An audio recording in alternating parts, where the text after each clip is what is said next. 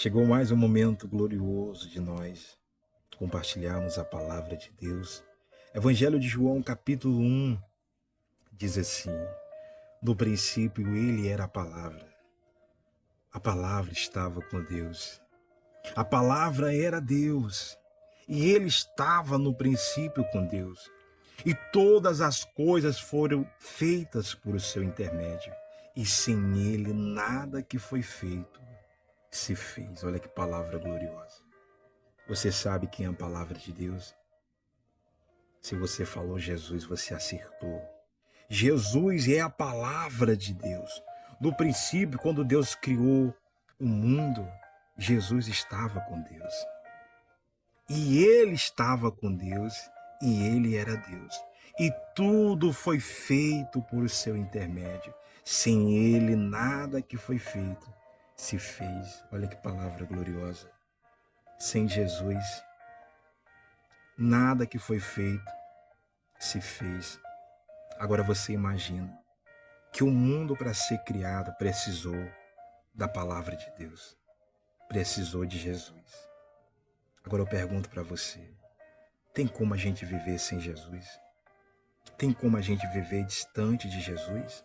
Tem como a gente viver sem a palavra de Deus, que é Jesus? Tem como a gente viver longe, distante de Jesus? Eu falo para você que não. Nós precisamos de Jesus. Nós precisamos da palavra de Deus.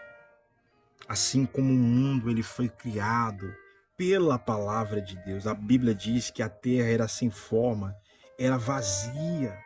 Mas Deus ele lançou a palavra profética dizendo: haja luz. E ali começou a criação através da palavra que é Jesus. E nós precisamos também de Jesus, que é a palavra de Deus. Porque tudo que nós precisamos está aqui, está em Jesus, está na palavra de Deus. E isso não falo sobre religião, mas falo sobre uma necessidade que todos nós precisamos. Precisamos da palavra de Deus. Há uma necessidade, o Senhor Jesus mesmo disse, no Evangelho de Mateus, capítulo 4, versículo 4, nem só de pão viverá o homem, mas de toda a palavra de Deus. Não são de algumas, mas de toda. No Evangelho de João também, no capítulo 15, no versículo 5, ele vai afirmar essa palavra dizendo: sem mim, quero que você entenda, sem mim nada podeis fazer. Sem Jesus, nós não podemos fazer nada.